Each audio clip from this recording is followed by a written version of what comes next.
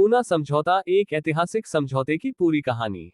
भाग एक, भूमिका। नमस्कार साथियों, आज हम बात करेंगे भारत के इतिहास की एक अत्यंत महत्वपूर्ण घटना की, जिसका नाम है पूना समझौता।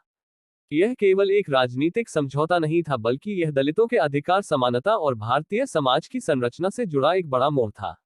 यह समझौता दो महान विभूतियों, महात्मा गांधी और बाबा साहब डॉक्टर भीमराव अंबेडकर के बीच हुआ। आइए जानते हैं कि ये समझौता कैसे हुआ, क्यों हुआ और इसके परिणाम क्या रहे। भाग दो, पृष्ठभूमि। भारत की सामाजिक स्थिति। भारत सदियों से जातिवाद और छुआछूत से जकड़ा हुआ था।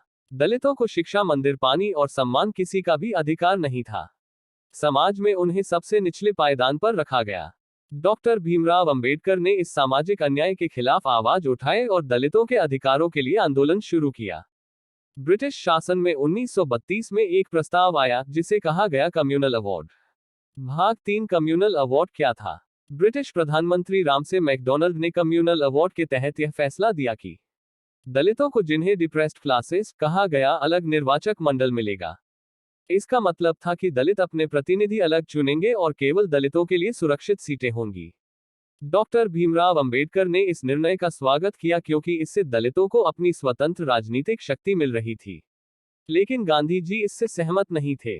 भाग चार, गांधी जी का विरोध और अनशन। गांधी जी ने अलग निर्वाचक मंडल का विरोध किया। उनका मानना था कि इससे हिंदू समाज दो भागों में बंट जाएगा और यह एकता को नुकसान पहुंचाएगा। उन्होंने कहा कि वह अछूतों को हिंदू समाज का हिस्सा मानते हैं। इसलिए गांधी जी ने यरवदा जेल में 20 सितंबर 1932 को आमरण अनशन शुरू कर दिया।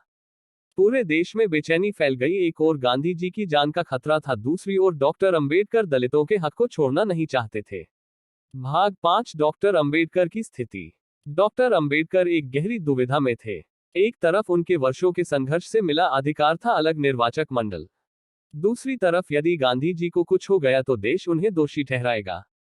डॉक्टर अंबेडकर ने बाद में कहा कि मुझे तलवार की धार पर चलना पड़ा, लेकिन उन्होंने दलितों की जान बचाने के लिए एक समझौता करने का निर्णय लिया।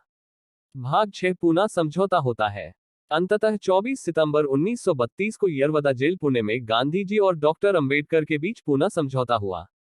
इसके तहत अलग निर्वाचक मंडल की व्यवस्था हटा दी गई, लेकिन दलितों को आरक्षित सीटें दी गईं। पहले जो 71 सीटें प्रस्तावित थीं, उन्हें बढ़ाकर 148 सीटें कर दिया गया।